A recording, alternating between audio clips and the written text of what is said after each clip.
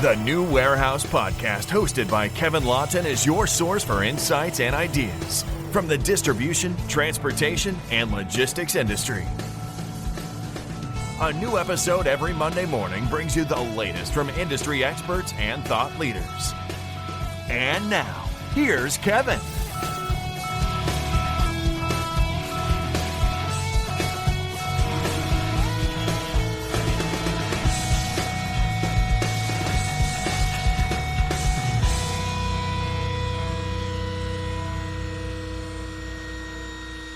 Hey, it's Kevin with the New Warehouse Podcast, bringing you a new episode today. And on today's episode, I am going to be joined by Keith Frymark, who is the Senior Vice President of Supply Chain and Quality at Seed Health. And we are going to learn a little bit about his journey in the supply chain. And we're going to talk a little bit about Seed Health's approach to their distribution strategy. We're going to hear a little bit from the brand side today, which Keith is on, and hear a little bit about how they approach that and what they leverage to be able to fulfill, not only from an e-commerce perspective, but also from a retailer perspective as well, which we'll dive into. And Keith has a great history in the e-commerce space, logistics space, operations space as well. And we'll talk a little bit about that too. So very interested to dig into this and learn from Keith today. So Keith, welcome to the show. How are you? Thanks for having me, Kevin. It's a pleasure. I'm doing well, and I look forward to the conversation today. Definitely. Happy to get you on. Happy to talk about this. We've talked to a couple brands before, but we're kind of peeling back the layers, I think, a little more on the brands now in 2025. So very interested to hear kind of your perspective on it and how you guys are going about your distribution operations and just what you see in the fulfillment space in general. So for people maybe that don't know you, not familiar with you, why don't you kind of tell us a little bit about you and your background and how you kind of got into the supply chain space overall? Yeah, absolutely. I feel very fortunate. I had an opportunity to study abroad in Beijing, China, of all places, back in 2008.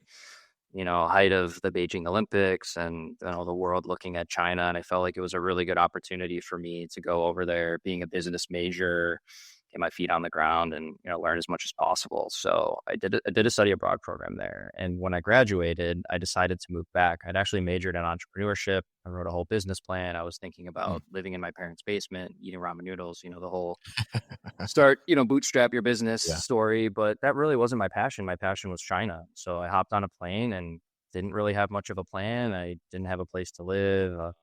Came in on an education visa teaching English. I wound up working for a company called Vandergeeten, and it was a food and beverage distribution company. So we work with global brands like Kraft Foods, AB InBev, and we distributed their global brands across mainland China. I think Stella Artois, Hoegaarden beer, Toblerone chocolate for Kraft Foods. It was my first real opportunity to see how goods move around the world from point A to point B.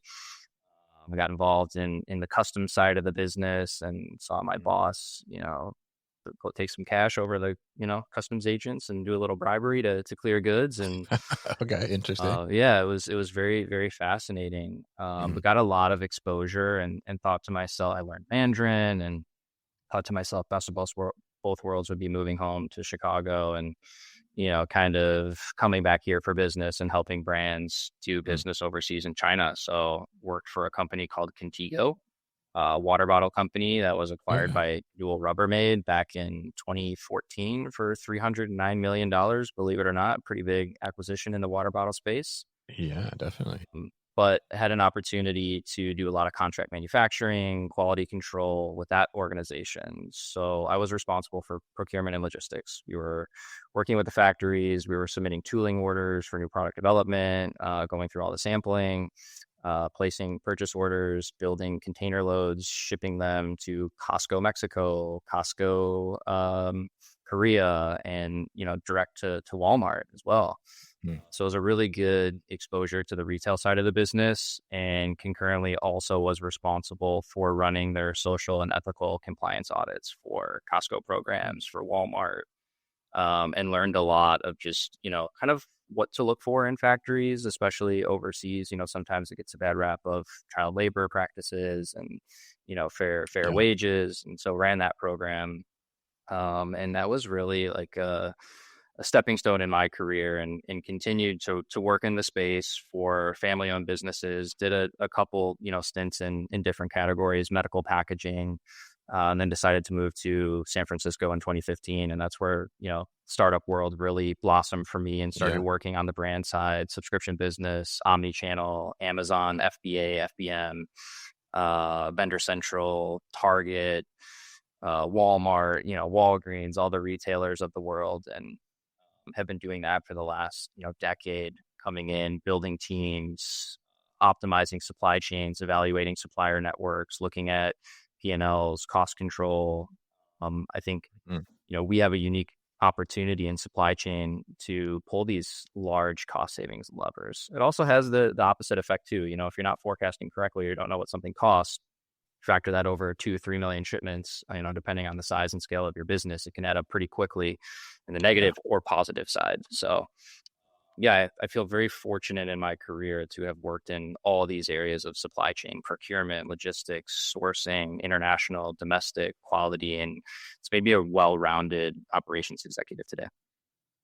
Yeah, absolutely. And I think that's such a robust kind of experience there, and all around, like you said, all different parts of the supply chain. And I think is very interesting. I saw that when I was doing a little research on your LinkedIn profile there about your time in China. I was curious about that, and I think it's very interesting because China is such a hub for supply chain. Really, at the end of the day, I mean, not only from it was a movement to do manufacturing there and things like that, but they put up such a big infrastructure as well to be able to move products throughout the entire world. And I think it's very interesting that you saw some bribery going on there. That's pretty learning experience, I'm sure, as well. How to properly bribe. But very interesting experience there, and certainly you got to see and I guess touch a lot of different parts of the supply chain throughout there. So now you're at a company called Seed Health, right? And you do a lot of other things. I too see you're advisor for a couple different companies, co-founder of the startups community as well. So I guess tell us a little bit about kind of what you're doing currently, and also about Seed Health for people that are not familiar. Yeah, absolutely. So Seed Health is a microbiome-centric company. We're predominantly known for our gut health products, DSO1. It is a pre and Mm. pro symbiotic, 2 capsules a day, that targets your gut health and modulates your microbiome. So that's our main product. And again, what people kind of associate Seed Health with is, oh, you work for the probiotic company, but it's a little bit Mm. more than that. Your microbiome is huge. You have a skin microbiome, you have an oral microbiome, a vaginal microbiome. So we're Right. we're constantly looking at ways to bring active microorganisms to human and planetary health in different formats. The adult probiotic is a capsule. The pediatric version is a sachet powder stick pack.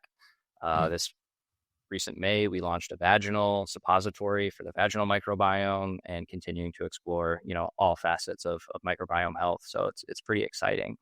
I joined to help optimize that team. I think pretty typical in a lot of startups. It's grow, grow, grow, optimize Yeah. later, right?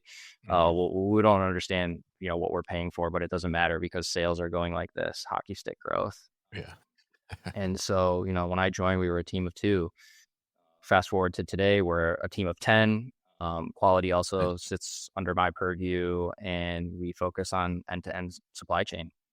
And Mm. throughout this time at Seed, we have evaluated suppliers, we've changed suppliers, we've tried to find, the fastest point to get something there, right? Shorten lead times from 6 months to 45 days. We've saved, tens of millions of dollars in costs over the last 2.5 years, which is pretty impressive. And that kind Yeah. of goes back to my earlier point of just the levers and opportunities we have to pull within our department specifically. So it's been a wild ride, certainly a lot of growth at Seed, and most importantly, impacting a lot of people's health. I myself actually take it, Okay. and will Nice. continue to take it for years and decades to come. It's had a very positive impact on my own gut health. Really? Wow. Okay. I've seen it. I've done a little research. I might have to try it now. Interesting. So yeah, very interesting there. And I think, you have a unique experience there, right? I mean, being, just kind of at the beginning, right, of really trying to optimize and figure out what does this supply chain look like for this business, and now growing it. And like you said, I mean, cutting down from, 6-month lead time to 45 days is pretty impressive. I will say that's a big difference for sure. So tell us a little bit about kind of because as you optimize that, I'm sure, and we're the New Warehouse podcast, right? So obviously we want to hear about how are you shipping this stuff. So tell us a little bit about the Seed Health kind of distribution strategy. What does that look like? And, maybe what did it look like when you joined, Mhm. and, what kind of changes have you made or optimized since then? Yeah, absolutely. So one of the first initiatives I had when I joined was running an RFP for a new warehouse. I think we Mm, knew, okay. this growth that we were having. We still were only subscription-based seed.com. We had not expanded into Amazon. We had not expanded into any sort of retail channels, which we did this year. So I knew this explosive growth was happening, and we had to set up the right infrastructure in order to make those opportunities a reality. So put together an RFP, and I'm very proud of the process that took place here. I think sometimes it's often overlooked of just how much of an extension of the brand of the business a warehouse truly can be. And in particular, a 3PL, right? It's a third party, it's not your own. And so got a lot of cross-functional department heads involved. Customer service, marketing, PR, our co-founders, everyone evaluated their particular sections of the RFP to really explain to this prospective warehouse, what is Seed Health? And, what Mm, are we looking for? How do we define success? It's not just costing, it's branding, it's touch points, it's the experience that the customer sees. And so it was a very extensive process. It was probably a 38-page RFP, if I remember correctly. We sent it out to okay. 17 prospective warehouses. We whittled it down to top 5, and then further whittled it down to top 3. Put together a whole matrix, weighted matrix of technology, strategic location of nodes, international growth opportunities, social and environmental, Mm, scores, and then kind of, through this pricing, selected it down to top 3, and then we did on-site visits and, kind of looked under the hood and met with their management teams, their account managers, and tried to learn what was going to be the best warehouse for this, future growth. And again, how Seed looked at that moment was going to look very mm. different 18 to 24 months, and that's what we were trying to suss out with these warehouses is who could really understand that and be along for the growth and help ultimately support the brand at the end of the day, right? Everything came back to brand. Yeah. We put a lot of pride in the brand reputation that we built to this day. Um, and so, yeah, now we're in 3 strategic locations across the United States. We have, very fast transit times. We have very cost-effective parcel strategies, and kitting costs. And, through this process, we've been able to enhance our customer experience and save a lot of money doing it at the same time.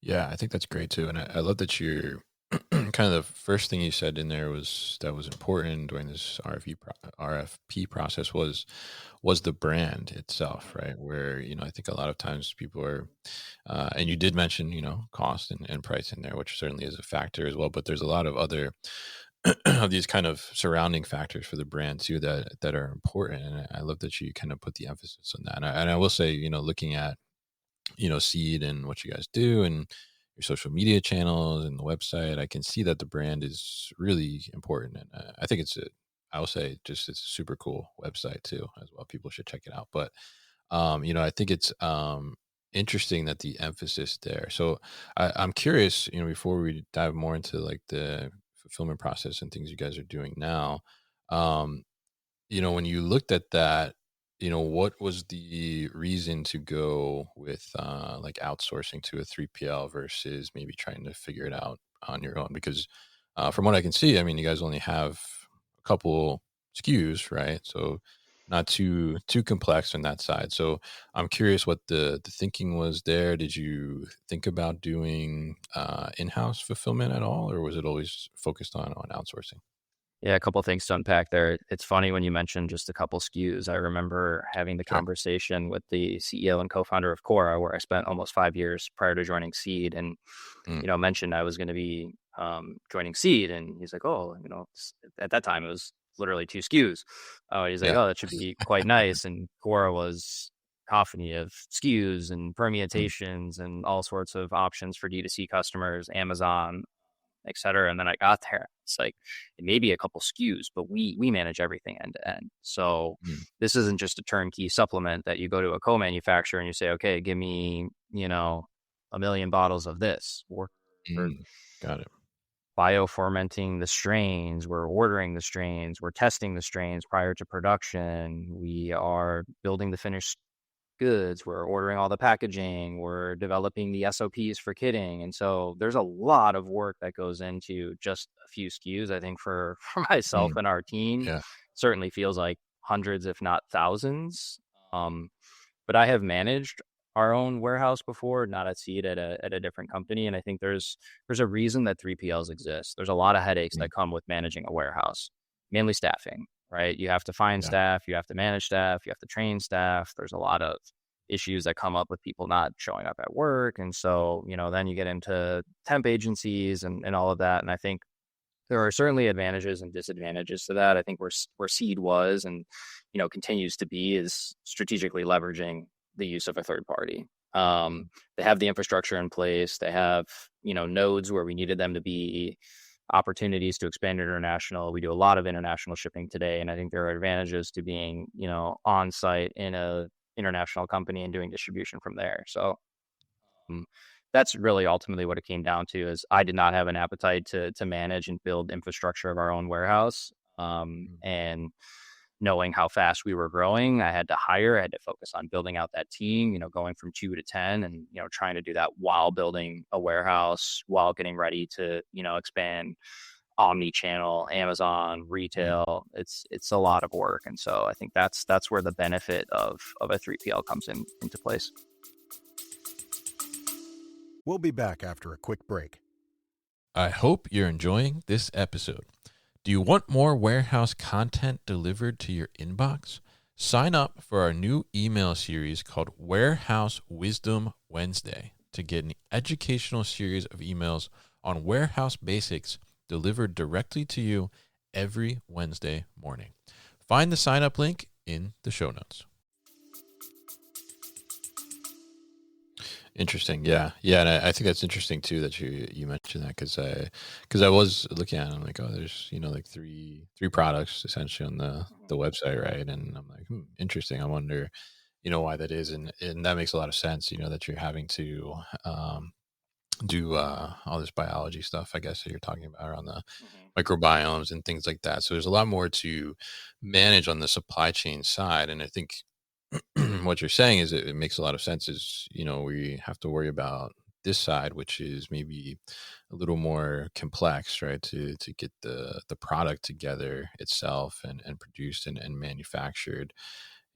Let's hand off like this actual fulfillment process to people who do this every day essentially and not have to worry about we had 10% call outs today and now we're worrying about like our fulfillment capacity versus, we need to get this product together and make sure it's right and things like that from a quality perspective. So I think that's a very interesting point there. So what would you say, you went through this RFP process, said you sent it out to, I think 17 different 3PLs initially, pretty extensive RFP with 38 pages there as well. A lot of those brand integrity requirements, which I think is very cool.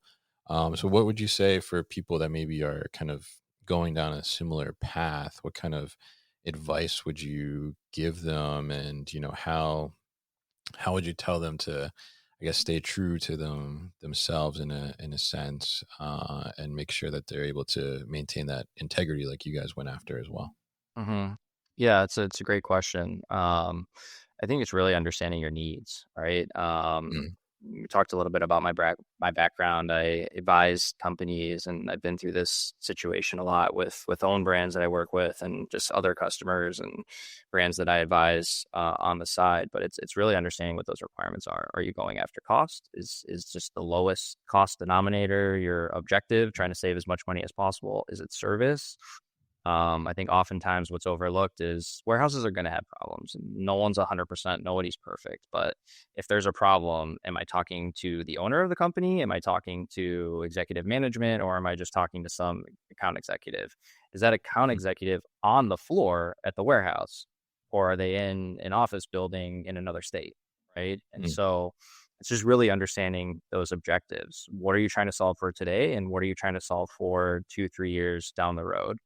Right. So maybe you have a subscription business and you're talking to a warehouse that's really strong in e-commerce, but you're looking to expand into retail and they don't have those capabilities.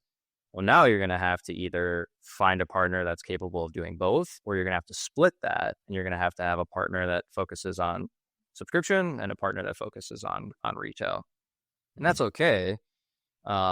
Previous companies as well. I had a warehouse that did subscription, I had a warehouse that did Amazon, and I had a warehouse that did retail. It's a little tricky, right? When you have 3 separate entities, 3 separate billing structures, 3 separate pricing contracts and everything. But that's just what was most strategic for the business at the time. And in particular, that Amazon warehouse had a shrink wrapping on site. And so we were doing 2 packs, 3 packs, 4 packs, and we would just, schedule production and run them through the shrink machine and ship them straight to Amazon. So I think it's really understanding all of those factors. I think another portion of it is data. How much data do you want to get? How much insight do you want to get? Seeded relies very heavily on data. We have a big data and engineering team in-house, and again, they were a part of the RFP. So do they feel like they have the right structure in place to get the data that they need to report back to the business?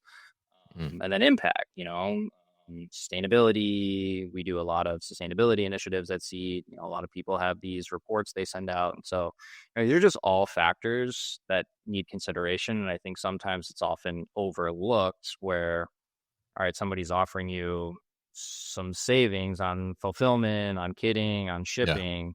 But once you look under the hood, all right, you may save money up front, but now you're spending all this extra money over the course of the relationship, or it's really hard to exit the relationship, and you're locked into a 6-month, termination clause or high monthly management fees. And so those are the things that I think are really helpful, and that I tell people when they start this process is, what are you trying to solve for? And if you don't have that clearly identified, I think, then you just kind of go down to a path that creates bigger problems down the road. Interesting. Yeah. And I think that's a great point there too, because it is kind of, you hear so many stories about companies that, they went for that cost savings, like you said, like the lower price fulfillment services. And then, it ended up not being great for their businesses. And, there's reasons why the cost is lower, right? Quality is like not as great, or, maybe the systems are not as robust. There's not enough data or visibility, as you're mentioning there, is important to you guys. And, I think it's great that you're able to recognize that and see that. So I'm curious, what was like, you don't have to disclose any like details or anything like that, but I'm curious, for maybe some 3PLs that are listening out there as well, like what was the like deciding factor? Is there something that really like stood out as a not necessarily a competitive advantage, but something that was like, okay, I like this is the one that we want to go with as a brand? Yeah, actually, that's another great question. So there were some providers that we sent the RFP out. Everything was very clearly identified to, by this date, by this time stamp, please submit all proposals so we can review it and adhere to our schedule. And we would send out a very detailed 38-page RFP, and we would get a response back with a very generic pricing sheet, 1-pager. It's like, well, that you haven't taken the time to read the RFP. And maybe your thought is we only care about pricing. Maybe cheap, it may not, maybe more expensive. But that to me is an indicator that I'm not going to continue more information gathering with that partner because they're not putting in the work that we requested. And so that's very clear from the start when you do a process as thorough as we ran. Number two, because it's such a long document, it goes like page 25, like very far down the document. We Hmm. said, congratulations, you've made it this far. Now insert your favorite emoji, right? It's just like a fun little thing. Kind of goes back to that whole scenario where Okay. professor's like, all right, make sure you read the entire test before you start taking it. And the last page is like, you don't have to take the test. Mm. As to people that take the time to do that, it shows that you're being very thorough in the work. And I think those are the small little factors. Obviously, going on site and meeting people, and kind of looking at other brands that are in the space. Reference calls, very huge. Um, they've seen the good, the bad, the ugly, and they're willing to share their experience, their insights. And again, not everybody's perfect. And I would say, we've had our situations at our current provider, and I think they'd be pleased to hear me say this, is we've seen Mm. continuous improvement. We know we're talking to the right players. We know we're talking to management. We know there's actually going to be a change in the issue that we're seeing and that we want to resolve. And so we cleared that out early in the process too, through our on-site visits and our communication of what we were looking for. Mm. And I think the weighted matrix was really helpful. It's like, what are the factors? What are the larger objectives you're trying to achieve? And now on a scale of 1 to 5, kind of rate these things out and then heat map them. Say, okay, well, they are the lowest in pricing, the best score, but they're low in all these other categories. And so you can kind of like evenly see what provider is going to hit the 80-90% of the requirements you need. Because again, not every provider is going to be perfect, but those were the things that we did and what we looked for to evaluate who's going to, meet our standards and who's going to fall short. Yeah, I love that, and I think it's I think underlying there is kind of like the details matter, right, and the personalization and just the care, I think, and showing, like you said, someone just sends back like a generalized rate sheet, right? Like, did you even really read the RFP, right? Do you care that much, like to get the business and work with us and be a partner in that sense? And I love the emoji test too. I've heard about somebody similar. I think they somewhere like it was like a job description they're hiring, and they just put like randomly like the word banana. I was like, if you see this, like reply saying like banana or something like that. So very interesting there. And from a systems perspective, I mean, there's a lot of talk obviously in the industry on the distribution fulfillment side around different types of technology being leveraged in the warehouse and robotics and automation and all these different things. I mean, is that something like from a brand perspective that you care about or that matters to you to fulfill your product? Or do you just feel like, if everything's on time and accurate, shipping the way it's supposed to do, don't necessarily care about what technology the 3PL is utilizing? Yeah. Um, the great question, Kevin. You're hitting all these spot on. We, through this process and on sites, we actually were talking with one warehouse that had some pretty impressive automation. I mean, Hmm. full on robots, picking orders, moving to fulfillment, packing boxes, down automated conveyor belts. Like it was very automatic. Mm. And they were also willing to invest a lot of money in the brand to further enhance the robotics and automation for us to get that cost per package, cost per pick down to the targets that we had suggested. I also forgot to mention, but we laid that out too. Like I want to set the expectation, hey, this is what we're looking for. So you don't have all these conversations and find out that you're very far off. Gotcha. Mhm. And it was cool to see. It was really cool to see in the warehouse. And I thought, wow, we could get our costs pretty low. We could talk about this as a story that we're utilizing automation. But then you go into the other factors, and it's like, that may look really cool. It may seem really cool. It may actually even give you the lowest cost per package. But when you put it in the matrix against everything else, now they're number 3. And so that Mm. wasn't the most important thing. I think it's really cool. Depends Yeah. on the business and industry you're in as well. Where Seed, we do a lot of kits. It's high touch. It's a lot of personalization. Again, that brand experience, that first interaction that a customer has with Seed is highly curated. So, humans being able to do that, being able to control that, kitting SOP was really important for us. It's not something that robots can always solve for. Mm. I think there needs to be some level of human interaction. That said, we were recently on site with our warehousing staff for a QBR, and automation and robots is something that came up. So I Okay. would always like to consider, how do we utilize it? How do we implement it? And how can we, further optimize time, right? I mean, time Mm. is money.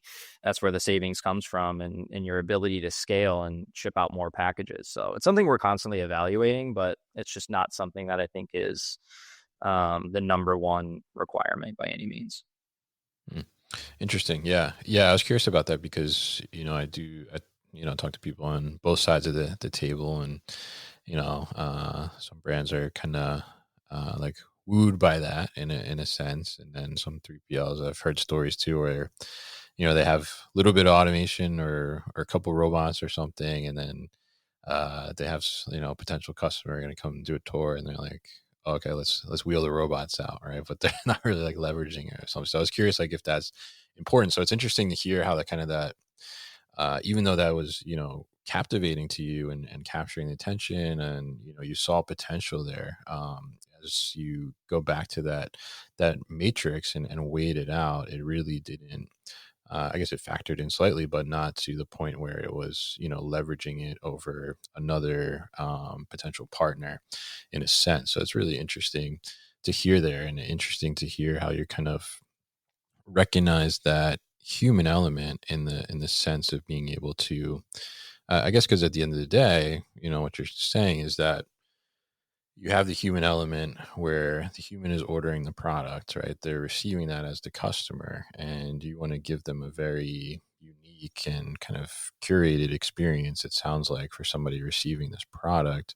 So you feel that, there needs to be a human element in putting that together as well from the physical aspect, which makes a lot of sense because there's some intricacies there, I can imagine, in making sure that happens, and, having the human recognition to maybe say that, whether it's I don't know what you guys put in your packages, but, whether it's a card or something like that, saying that, oh, well, if this card is placed this way, it's much different experience than if it's placed this way, right? And those little intricacies, I don't think automation and robotics can really pick up on quite yet from a human emotional reaction perspective there. So very interesting. Now I'm curious about, because you said when you started with the 3PL, you weren't doing like Amazon, you weren't in retailers yet.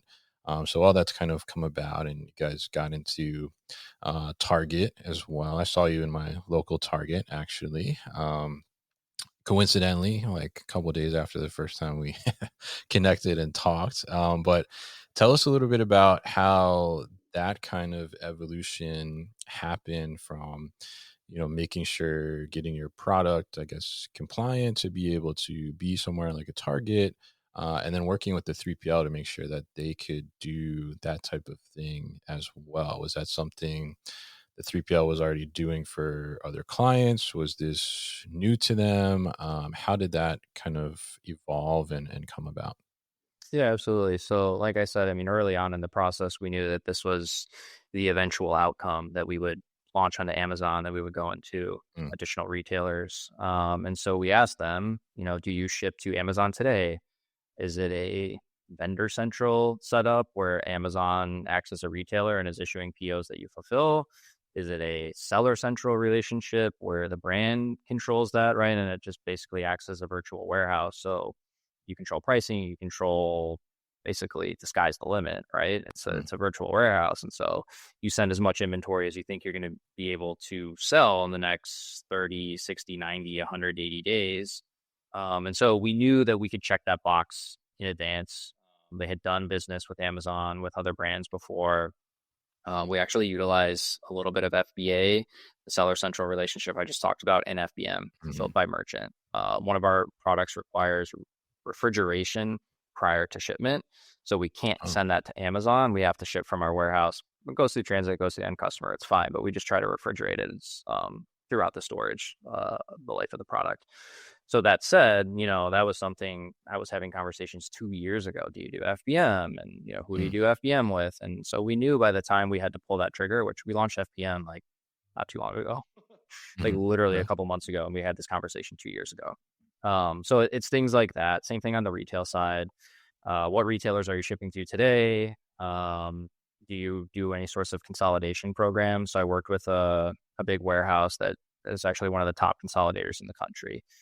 Mm. So as part of our relationship with Target, they already had trucks going, and we would just put our product on the truck with a bunch of other brands. And now we get the benefit of the freight savings that come along with that. Unfortunately, we don't have that today with our current provider. It's something that they're looking into. But again, all these conversations you're having, kind of in that RFP stage. And then when it got to the point of launching Target, my expectation to the entire, ownership management of the company was, this is the biggest launch in Seed's history, right? Like we are shifting Definitely. our identity. Amazon's been successful, but now this is the real deal. You can't miss a set order with a vendor like Target. Yeah. Major implications. All of our ability to leverage this data to go into new retailers hinges on the success of Target. And so I made that expectation clear. I wanted everybody, on call and available until the orders were out the door and, on Target shelves. And, one of the things you'll see in supply chain is nobody really sees that or, kind of like understands what Mm. goes on in the background and how much fires are happening. But, we had some technical glitches with EDI, with our ability to transmit pallet label, print them correctly, send advanced ship notices back to Target, invoice, et cetera. And so like we were on the phone with the EDI provider, with the warehouse management staff, and like with our Target buyer. Like everybody was on deck making sure that this would happen. And I think it's, just speaks volume to the expectation was very clearly set in the beginning, and they knew what it was going to take to partner with Seed and what my expectations was, as a leader, and the importance of this brand launch. And so they got it done. And again, things will happen. Murphy's Yeah. Law, unfortunately, is our best friend. What can go wrong will go wrong. And it's just making sure you have the right people at the right time and, the right processes in place. So I think we knew that heading into it and felt very confident that they could do all things, D2C, Amazon, Target, and we didn't have to go out and find another provider. If that was the case, we would have just started that process all over again. And, as it got closer to a retail launch, we would make sure we had the right fulfillment partner in place. Interesting. Yeah. I was curious about that, and I think that makes a lot of sense to have somebody has some experience in that, knowing that far out. And it's great that you guys are able to do that 2 years kind of ahead of time of planning of some of these things. And and I love the honesty there too, that not everything went right at first, and you had some issues with label printing and things like that. And I mean, it is very interesting. You think everything can happen very easily, especially from a consumer perspective. Like, this box just shows up for me, or I walk into Target and, oh, here's a nice looking Seed display, and this must have been easy. Just put it on the shelf, right? Which I'm sure was not that easy. So very interesting to hear kind of that perspective and how that worked out for you. And obviously, congratulations to you and the team for making that happen. It's great to see you guys out there and see you on the shelf at Target as well. Now, as we kind of wrap up the conversation here and close out, I know that, you're involved with Seed Health. You're also involved with startups, community as well. So, obviously you have your finger on the pulse of what's happening in fulfillment, e-commerce, from, both the brand side and the operation side as well. So tell us a little bit about, what you think are going to be some of the trends, or what sticks out to you as something that should be top of mind for people in 2025. Absolutely. Great segue. You had mentioned, kind of the human element Hmm. in the relationship we talked about. And I did another talk a few months ago that it's kind of controversial, like operations is human.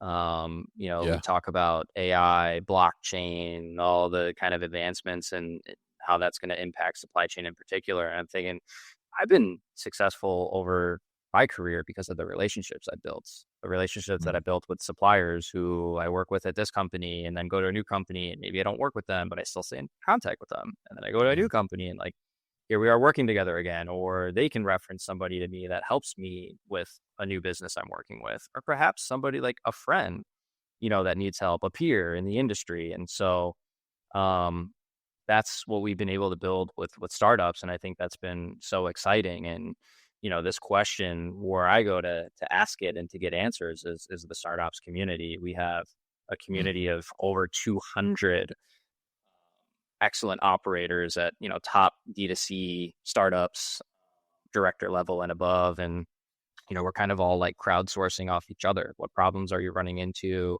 What ERP systems are you using? Big topic now is tariffs. So we have a new Mm. administration in Yeah. place. A lot of us are ordering out of China, and it's China does it really well. They're quick, Mm. they're cost effective. And so there's a big shift in a lot of conversation on how to nearshore, right, or Mhm. offshore away from China in particular to avoid tariffs. Some products I have a 0% tariff on today. Some are as high as 25%. There's discussions that could go up to 60%, 100%, Yeah. 200%. Could happen January 20th this year, or next year, or it could happen the end of the year. Like we just don't know. Mm. And so I think that's kind of like going to be a big discussion point for a lot of people in supply chain and logistics in particular, is just where are other places you can go outside of China. I think there are larger geopolitical risks there too, with the Yeah. relationship between China and Taiwan. So, my focus is also not just solely on tariffs, but it's just the larger geopolitical landscape that impacts supply chains. What we were seeing with the Houthis, right? And the Mm. impact that was having on container prices. And so I think that's what, is really important, and where the conversation needs to be is us working together, us collaborating as operators, as brands, as businesses. It's good for the goose, good for the gander, right? So Yeah. that's what's been really great about the startups community, and what Charles has been able to build over the years.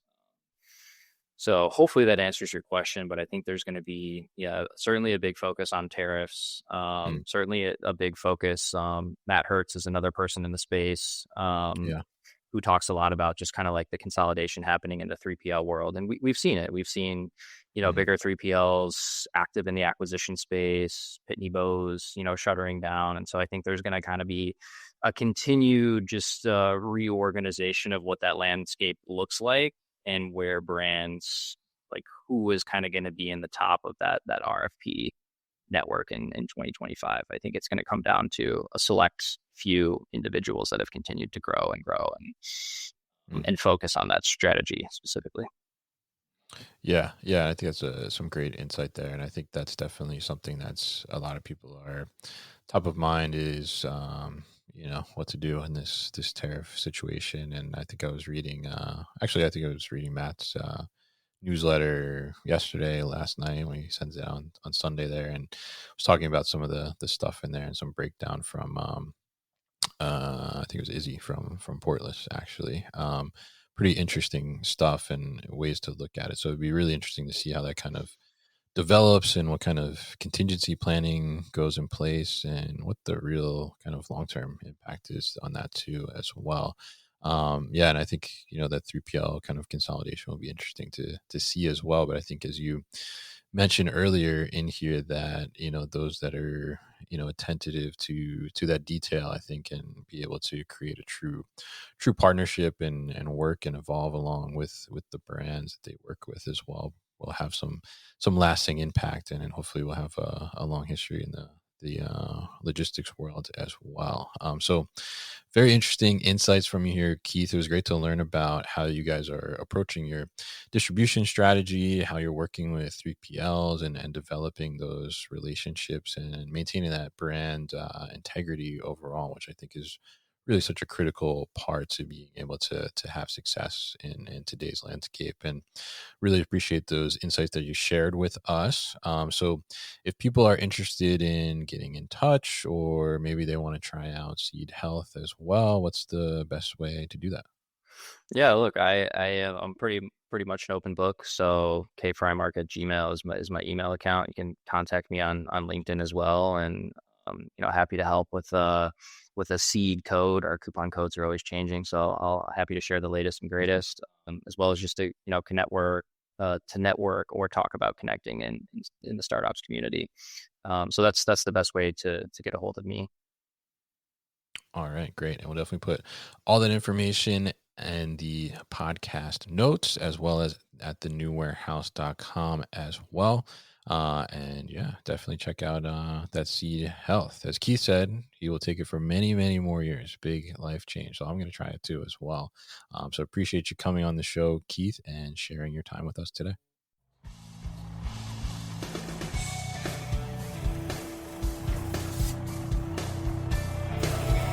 You've been listening to the New Warehouse Podcast with Kevin Lawton. Subscribe and check us out online at thenewwarehouse.com.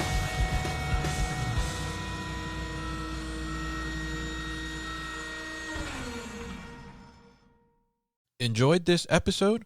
Make sure you are subscribed to the podcast, and for more content from the New Warehouse, find us on LinkedIn and YouTube. Links to subscribe can be found in the show notes, and for everything The New Warehouse, head to thenewwarehouse.com.